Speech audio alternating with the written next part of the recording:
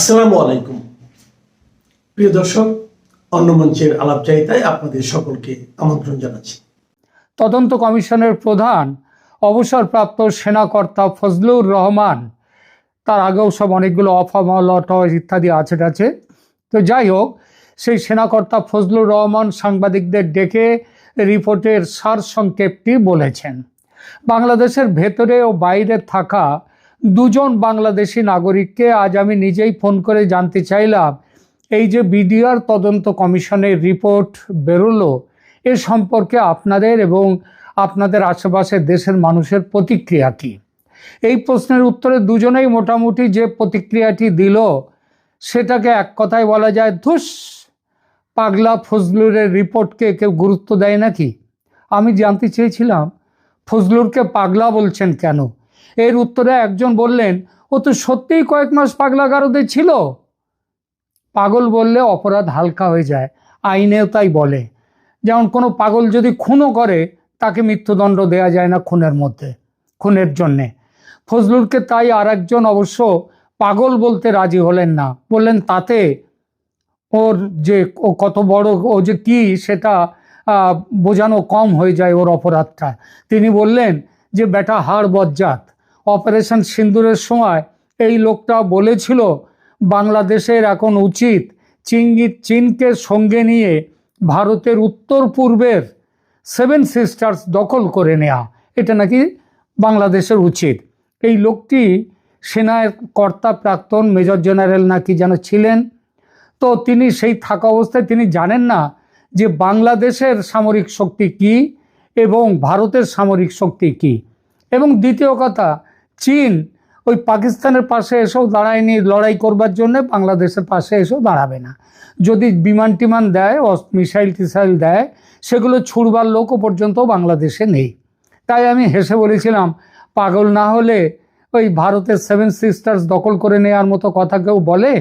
পাগল বলেই বলেছেন। ভদ্রলোক এবার একটু ভেবে বললেন, ঠিক আছে, তাহলে বলা যাক পাগল বটে, তবে বজ্জাত পাগল। তো এই বজ্জাত পাগল ফজলুর রহমানের পেশ করা বিডিআর বিদ্রোহের তদন্ত কমিশনের রিপোর্ট নিয়ে বাংলাদেশে কেউ আদৌ কিছু ভাবছে কি? উত্তর এসছে না। এরা দুজনেই জানালেন, শেখ হাসিনার ফালতু মৃত্যুদণ্ড নিয়ে যেমন কেউ কিছু ভাবছে না, তেমনই বিডিআর তদন্ত কমিশনের রিপোর্ট নিয়েও কেউ কিছু ভাবছে না। ভারতের দিকে আঙুল তোলা হয়েছে বলে ভারত যদি রেগে গিয়ে কিছু করে, তাহলে অবশ্য আলাদা কথা। আমি হেসে জবাব দিয়েছি, ভারতকে পাগলা কুকুরে কামড়ায়নি যে কোথায় কোন 5 স্টার বাটপার ইউনুস আর তার ইয়ার দোস্ত পাগলা ফজলুর এরা কি বলল তাই নিয়ে ভারত মাথা ঘামাবে। ভারত ওরকম খুচখাচ মাথা ঘামায় না। স্যাকরার ঠুকঠাক, কামারের এক ঘা, এটাই ভারতের নীতি। যখন মাথা ঘামাবে তখন এক ঘায়ে মাথা ফাতা সব ফাটিয়ে ছাড়বে, যেমন কয়েকদিন আগে পাকিস্তানকে ছাড়লো। এবার একটু আসা যাক ফজলুর কমিটির রিপোর্টে। বিতর্ক উঠেছে, এই কমিশন ফ্যাক্ট ফাইন্ডিং মিশনে ছিল নাকি ফ্যাক্ট ডাম্পিং বা ফ্যাক্ট বা সত্যিটাকে কবরে পাঠাবার মিশনে ছিল, তাই নিয়ে। এটা আমার কথা নয়, বাংলাদেশেরই কিছু মহল এই রিপোর্টকে রাজনৈতিক উদ্দেশ্য প্রণোদিত বলছে। যারা বলছে তাদের মধ্যে সবার আগে নাম করতে হয় স্বয়ং বাংলা সেনাপ্রধান জেনারেল ওয়াকারুজ্জামানকে। তিনি অবশ্য অনেকটা ঘুরিয়ে বলেছেন, সোজাসুজি বলেননি যে রাজনৈতিক উদ্দেশ্য প্রণোদিত। তিনি কি বলেছিলেন যে দেখুন, জেনারেল ওয়াকারুজ্জামান 25শে ফেব্রুয়ারি 2025 তারিখে, যেদিন ছিল 2009 সালের পিলখানা হত্যাকাণ্ডের 16 বছর পূর্তির অনুষ্ঠান, সেই অনুষ্ঠানে রাওয়া ক্লাবে আয়োজিত সেই অনুষ্ঠানে বক্তব্য দিতে গিয়ে জেনারেল ওয়াকারুজ্জামান বলেন, হত্যাকাণ্ড শুধু বিডিআর সদস্যদেরই কাজ, ফুল স্টপ, মানে এরপর আর কথা চলবে না। তিনি জোর দিয়ে বলেছিলেন সেদিন, পিলখানার হত্যাকাণ্ড পুরোপুরি তৎকালীন বিডিআর সদস্যরাই করেছে, অন্য কেউ নয়। এই নৃশংসতাটা সম্পূর্ণভাবে তৎকালীন বিডিআর সদস্যদের দ্বারাই সংগঠিত হয়েছে, ফুল স্টপ। এখানে কোনো ইফ আর বাট নেই। তিনি আরও বলেন, কোনো আর্মি সদস্য এই বর্বরতার সঙ্গে জড়িত ছিল না, এটা সব সময় মাথায় রাখতে হবে। বিচার ও সাজা পাওয়া বিডিআর সদস্যদের প্রশ্নবিদ্ধ না করার সতর্ক বার্তা তিনি দেন। তিনি দীর্ঘদিন ধরে চলমান বিচার প্রক্রিয়াকে অক্ষুণ্ণ রাখার কথা বলে নতুন করে প্রশ্ন তোলার বিরুদ্ধে সতর্ক করে দিয়েছিলেন। বলেছিলেন, আপনি যদি ইফার বা টানেন তাহলে 16-17 বছর ধরে যে বিচার প্রক্রিয়া চলছে, যাদের শাস্তি হয়েছে এবং যারা 16-17 বছর ধরে জেলে আছে, সেই বিচার প্রক্রিয়া ব্যাহত হবে। বিচার প্রক্রিয়া নষ্ট করবেন না। যারা শাস্তি পেয়েছে তাদের শাস্তি পাওয়ারই কথা। কমিশন গঠনের সরকারি সিদ্ধান্তকে সরাসরি সমালোচনা না করেও তিনি বটম লাইন বেঁধে দেন। একই বক্তৃতায় তিনি বলেন, বটম লাইন হলো আমাদের যে অফিসাররা শহীদ হয়েছেন তারা বিডিআর সদস্যদের গুলিতেই নিহত হয়েছেন। অর্থাৎ কমিশন যাই বলুক না কেন, তিনি আগেই বটম লাইন বা উপসংহার ঠিক করে দিয়েছেন। কেবল বিডিআর সদস্যরাই হত্যার জন্য দায়ী, অন্য কিছু নিয়ে বেশি কথা তুললে তা যেন বিচার প্রক্রিয়াকে ডিস্টার্ব না করে। তিনি অভিযোগ করেছিলেন সেই দিন, সেই 25শে ফেব্রুয়ারি এবছরে, যে কিছু মানুষ এখন ভিন্ন মত দিচ্ছে এবং বিষয়টিকে ভিন্ন দিকে টানার চেষ্টা করছে। এটাতে আমাদের জন্য, কারো জন্য ভালো হবে না। কে বলেছেন কথাগুলি? বাংলাদেশের আসল শক্তির চাবিকাঠি যাদের হাতে আছে বলা হয়, সেই পরাক্রমশালী দেশপ্রেমিক সেনাবাহিনীর সর্বাধিনায়ক জেনারেল ওয়াকারুজ্জামান। একটি অবৈধ দখলদার সরকার যে সেনাবাহিনীকে ফুটো কড়ি দামও দেয় না, সেটা আর একবার প্রমাণ হলো এই ফজলুর তদন্ত কমিটির রিপোর্টে। দু চার কথায় বলি, এই যে ফজলুরের রিপোর্টের মূল বক্তব্য, তার মূল বক্তব্য হচ্ছে ঘটনার দায় তৎকালীন ক্ষমতাসীন দল আওয়ামী লীগের। এই বক্তব্য মানলে বলতে হয়, আওয়ামী লীগ তার নিজের সরকারকে বিপাকে ফেলতে সবেমাত্র সিংহাসনে বসে, আসনে বসেই এই কাণ্ড ঘটিয়েছিল। আচ্ছা, এটা কি কখনো সম্ভব হয়?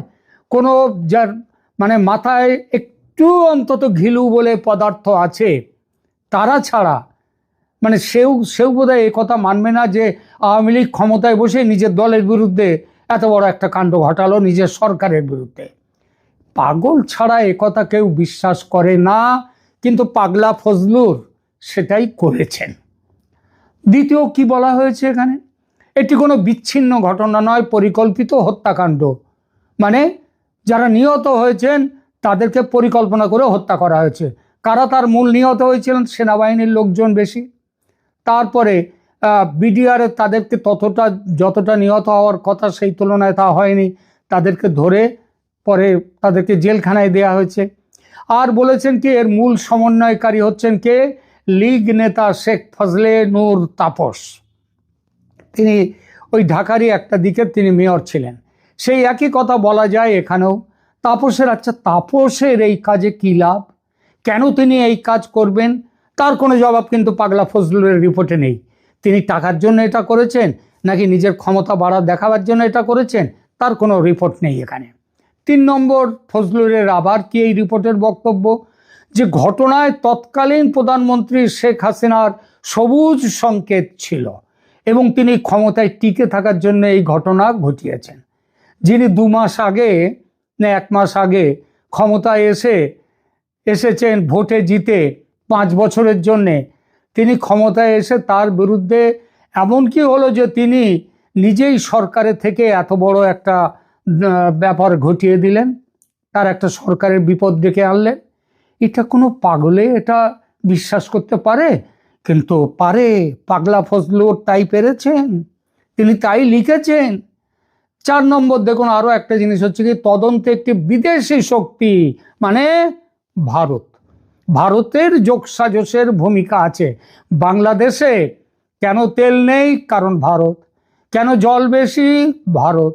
কেন খাবার নেই? ভারত। সব কিছুর জন্যে ভারত দায়ী। এরপরে যদি কারোর বাড়িতে বিবি চলে যায়, তার জন্যও দায়ী হবে ভারত। বাটপার ইউনূসের দেশ শাসনের এটা হলো গিয়ে ট্যাগলাইন, যা গালাগাল দিতে হয় ভারতকে লক্ষ্য করে দাও, নতুন কিছু নয়। ফজলুর রহমান তিনি পাগল, আর সেই সঙ্গে মাতাল হলেও তালে যে ঠিক সেটা বুঝিয়ে দিয়েছেন। তারপরে আর কি বলেছেন হত্যাকাণ্ড ঠেকাতে তৎকালীন সরকার, পুলিশ এবং গোয়েন্দা সংস্থাগুলি মারাত্মক রকমের ব্যর্থতা ছিল।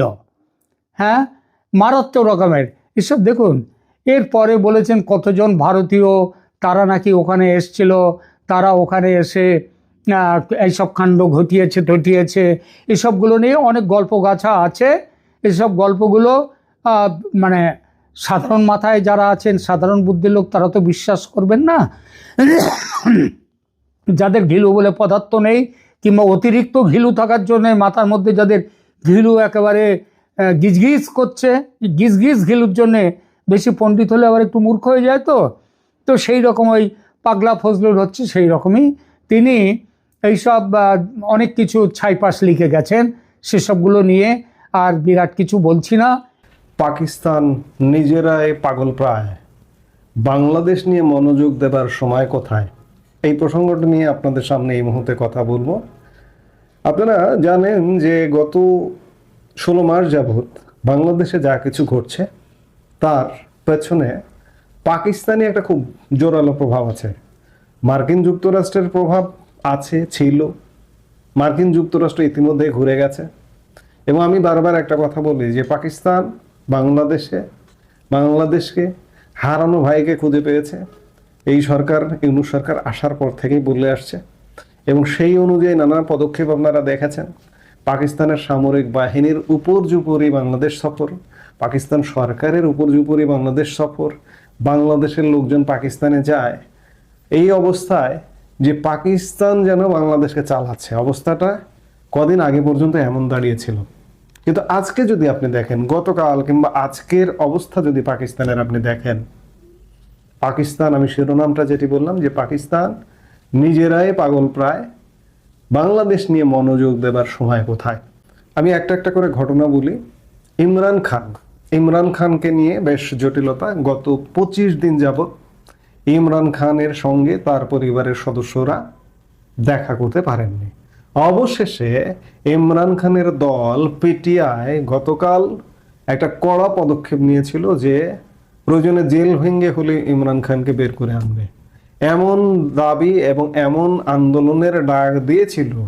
বাধ্য হয়ে আসিম মনিরের সরকার, আমি বলি পাকিস্তানে, শাহবাজ শরীফের সরকার নয়, আসিম মনিরের সরকার বাধ্য হয়েছে ইমরান খানের পরিবারকে গতকাল দেখা দিতে। অবশেষে ইমরান খানের বোন পিটিআইয়ের নেতাদের নিয়ে ইমরান খানের সাথে দেখা করেছেন। পাকিস্তানের খাইবার পাখতুনখোয়ায় বা কেপিতে সেখানে কেন্দ্রের শাসন, গভর্নরের শাসন জারি করবার একটা চিন্তা ভাবনা প্রকাশ করেছে গত 30শে নভেম্বর পাকিস্তান কেন্দ্রীয় সরকার। এটি নিয়ে কেপি বা খাইবার পাখতুনখোয়া উত্তপ্ত, এদিকে বালুচ উত্তপ্ত। কদিন আগে ভারতের প্রতিরক্ষা মন্ত্রী রাজনাথ সিং সিন্ধু নিয়ে বললেন যে সিন্ধু প্রদেশ ভারতের মধ্যে ঢুকে যেতে পারে বা ভারতের হতে পারে। আবার তারও কিছুদিন আগে মরক্কোতে গিয়ে রাজনাথ সিং বলেছিলেন যে পিওকে কে ভারতের কিছু করা লাগবে না, পিওকে নিজেরাই বলবে যে আমরা ভারতের অংশ। আবার সাম্প্রতিক সময়ে আফগানিস্তানের সাথে সংঘর্ষে জড়িয়ে আফগানের সাথে ব্যবসা বাণিজ্য বন্ধ যাবৎ, আজকে প্রায় 46 যাবৎ ডুরান্ট লাইন বন্ধ। পাকিস্তান আফগানিস্তান আমদানি রপ্তানি বন্ধ হয়ে গেছে। পাকিস্তানের ব্যবসায়ীরা পাগল হয়ে গেছে যে আফগানিস্তানে পণ্য রপ্তানি করতে পারছে না। পাকিস্তানে অনেক পণ্য, সবজি থেকে শুরু করে বিভিন্ন জিনিস পৌঁছছে। আবার আফগানিস্তানের থেকে কিছু পণ্য আমদানি করতে হয় তাদের, সেগুলো আমদানি না করতে পেরে ব্যবসা মারাত্মকভাবে ক্ষতিগ্রস্ত হচ্ছে। আর সরকারের দিকে কি ঘটছে দেখুন। পাক প্রধানমন্ত্রী শাহবাজ শরীফ আপাতত পালিয়ে বেড়াচ্ছেন এমনটাই জানা যাচ্ছে। এমনই দাবি করেছে সে দেশের সাবেক জাতীয় নিরাপত্তা উপদেষ্টা বোর্ডের সদস্য তিলক দেবাসের। তিনি বলছেন শাহবাজ শরীফ নাকি বাহরাইন হয়ে লন্ডন চলে গেছেন স্রেফ 29শে নভেম্বরের ডেডলাইন এড়াতে। কেননা ওই দিনই ফিল্ড মার্শাল হিসেবে 3 বছরের মেয়াদ শেষ হওয়ার কথা ছিল আসিম মনিরের। তিনি কোনোভাবেই মনিরকে আগামী 5 বছরের জন্য সেনাপ্রধান ও দেশের প্রথম সিডিএস করতে চান না। ফলে কাগজে কলমে এই মুহূর্তে পাকিস্তানে কোনো সেনাপ্রধান নেই। এমন পরিস্থিতিকে অভিনব বলেই মনে করছে ওয়াকিবহাল মহল। একটা সেনাপ্রধান মেয়াদ শেষ 29শে নভেম্বর, নিশ্চয়ই তার 15 দিন আগে থেকে বা 1 মাস আগে থেকে তার মেয়াদ বাড়ানোর কথা, কিন্তু শাহবাজ শরীফের সরকার সেই মেয়াদ বাড়ায়নি এবং এই মুহূর্তে 29 তারিখ যখন ডেডলাইন তখন শাহবাজ শরীফ বিদেশে। সংবাদ সংস্থা এনআইয়ের সঙ্গে কথা বলতে গিয়ে দেবাশের উল্লেখ করেন যে 29শে নভেম্বরের সময়সীমা পেরোবার ঠিক আগেই দেশ ছেড়েছেন শাহবাজ শরীফ। প্রথমে বাহরাইন এবং তারপর সেখান থেকে লন্ডনে চলে যান তিনি। ওই দিনই আসিম মুনিরের সেনাপ্রধান হিসেবে 3 বছরের মেয়াদ শেষ হয়েছে। তার কথায় অত্যন্ত বুদ্ধিমত্তার পরিচয় দিয়ে পাকিস্তানের প্রধানমন্ত্রী বাহরাইনে গিয়েছিলেন এবং সেখান থেকে তিনি লন্ডনে গেছেন। তিনি ইচ্ছাকৃতভাবেই পাকিস্তান থেকে দূরে রয়েছেন, কারণ তিনি আসিম মুনিরকে চিফ অফ ডিফেন্স এবং সেনাপ্রধান হিসেবে 5 বছরের জন্য নিযুক্ত করার যে প্রজ্ঞাপন জারি করতে হয় সেটি করতে চাইছেন না। পাশাপাশি দেবাশের বলছেন, এটাই যদি সত্যি বলে মেনে নেই যে এই মুহূর্তে আসিম মুনির আর সেনাপ্রধান নন, তাহলে এমন পরিস্থিতি তৈরি হলো যেখানে পাকিস্তানের কোনো সেনাপ্রধান এই মুহূর্তে নেই, এমনকি পারমাণবিক কমান্ড কর্তৃপক্ষও নেই। এক অত্যন্ত অদ্ভুত পরিস্থিতি। একই সাথে উল্লেখ করতে হয় যে শাহবাজ শরীফ ও আসিম মুনির জুটির কবলে এমনিতেই পাকিস্তানের জনগণ নিষ্পেষিত। এই জুটি আসিম মুনির শাহবাজ শরীফ নিজেদের ইচ্ছামতো সবকিছু করতে সংবিধান বদল এনেছে। সংবিধান সংশোধন করে পাক সেনাপ্রধান আসিম মুনিরের জন্য আনা হয়েছে বিশেষ রক্ষা কবচ, ক্ষমতাও বৃদ্ধি করা হয়েছে তার। অন্যদিকে ক্ষমতা খর্ব করা হয়েছে সে দেশের সুপ্রিম কোর্টের। এই পরিস্থিতিতে কোনো বিশেষজ্ঞ মনে করছেন সংবিধানের পরিবর্তনের ফলে সেনাপ্রধানের মেয়াদ এমনিতেই বেড়ে 5 বছর হয়ে গেছে। ফলে আসিম মুনিরের আরো অন্তত 2 বছরের জন্য ওই পদে থাকতে আলাদা করে পাক প্রশাসনের তরফে ঘোষণার প্রয়োজন নেই। এমন দাবি ঘিরে বিতর্ক আরো ঘনীভূত হচ্ছে। ফলে শেষ পর্যন্ত শাহবাজ সরকার কোন সিদ্ধান্ত নেয় সেদিকেই তাকিয়ে সকলে। কিন্তু পাক প্রধানমন্ত্রী দেশে না ফিরলে জট কাটার সম্ভাবনা নেই বলেই মনে করছে ওয়াকিবহাল মহলের একাংশ। বুঝুন অবস্থা, পাকিস্তানে আসলে এই মুহূর্তে সেনাপ্রধান নেই। 29 তারিখ মেয়াদ শেষ হয়ে গেছে। পাকিস্তানের প্রধানমন্ত্রী বিদেশে বিদেশে ঘুরে বেড়াচ্ছেন। এখন কি ঘটতে পারে? এখন কি আসিম মুনির, আইয়ুব খান যেমন ফিল্ড মার্শাল ছিলেন পাকিস্তানের এর আগে একমাত্র ফিল্ড মার্শাল, এরপরে দ্বিতীয় ফিল্ড মার্শাল আসিম মুনির, তিনি কি আসিম মুনির কি ক্ষমতা টেক ওভার করবেন? যেহেতু এখন একটা ফাঁকা পিরিয়ড চলছে, তার মেয়াদ বাড়ানোর প্রজ্ঞাপনও জারি হয়নি। সবকিছু মিলে পাকিস্তান একটা হযবরল অবস্থা। আফগানিস্তানের সঙ্গে কেওয়াস লাগিয়েছে, ওইদিকে খাইবার পাখতুনখোয়া কেন্দ্রের শাসন জারির একটা ঝামেলা পাকিয়েছে। ওখানে ইমরান খানের দল পিটিআই, ওখানকার যে মুখ্যমন্ত্রী আফ্রিদি, ওখানে পিটিআই এর ক্ষমতা খর্ব করবার জন্য সেখানে কেন্দ্রের শাসন জারি করবার একটা নিশানা নিয়েছে। এদিকে বালুচ অস্থির, আপনারা জানেন, এদিকে সিন্ধু, এদিকে পিওকে, মানে সবকিছু মিলে পাকিস্তান একদম টালমাটাল অবস্থা। এর সাথে বাংলাদেশ প্রসঙ্গ আসে। এই যে বাংলাদেশে গত 16 মাসে পরিবর্তিত পরিস্থিতিতে পাকিস্তানের প্রচন্ড প্রভাব আমরা শুরুতেই আলাপ করলাম। এই প্রভাবের দিকে আসলে মনোযোগ কিভাবে দেবে? আমেরিকা নেই, আমেরিকা কোনোভাবে বাংলাদেশের এই অবস্থার জন্য দায়ী নয়। এমনকি নির্বাসিত প্রধানমন্ত্রী শেখ হাসিনাও আমেরিকাকে কিন্তু সর্বশেষ সাক্ষাৎকারগুলো থেকে দোষারোপ করেননি, অর্থাৎ আমেরিকা সাইজ হয়ে এসছে। এদিকে পাকিস্তান নিজেরাই সাইজ হয়ে গেছে। বাংলাদেশের দিকে মনোযোগ দিবে কিভাবে? বাংলাদেশের মুক্তি নিকটে। বাংলাদেশের যারা শত্রু খেলা খেলতো তারা নিজেরাই বিপদে, এমন বিপদে যে এদিকে মনোযোগ দেবার মতো তাদের সময় নেই। কাজেই সত্যিকার অর্থে বাংলাদেশ, এই যে ইউনূস সরকার, এই পাকপন্থী ইউনূস সরকার কিংবা এই জামাত সমর্থিত ইউনূস সরকার, এদের পেছনে যদি শক্তিগুলো যদি না থাকে, মুক্তি অত্যাসন্ন। আমরা সেই মুক্তির প্রত্যাশায়। আমি আলাপটার সারমর্মটা এভাবেই টানতে পারি যে পাকিস্তান নিজেরাই বিপদে। এখানে পাক প্রভাব নিজে বিপদে থাকলে আর একদিকে যে মনোযোগ দেওয়া, সেই মনোযোগ দেওয়ার মতো আসলে পাকিস্তানের অবস্থা নেই। বাংলাদেশ মুক্তি হবে, বাংলাদেশ মুক্তি লাভ করবে শীঘ্রই, জাস্ট সময়ের ব্যাপার। সামনে নানা রকম ক্রিটিক্যাল সিচুয়েশন আছে, আগামী 7-10 দিন এই সিচুয়েশনগুলোর পরেই আমরা মুক্ত হতে যাচ্ছি। এই মুহূর্তে এ পর্যন্ত, সবাই ভালো থাকুন, সুস্থ থাকুন।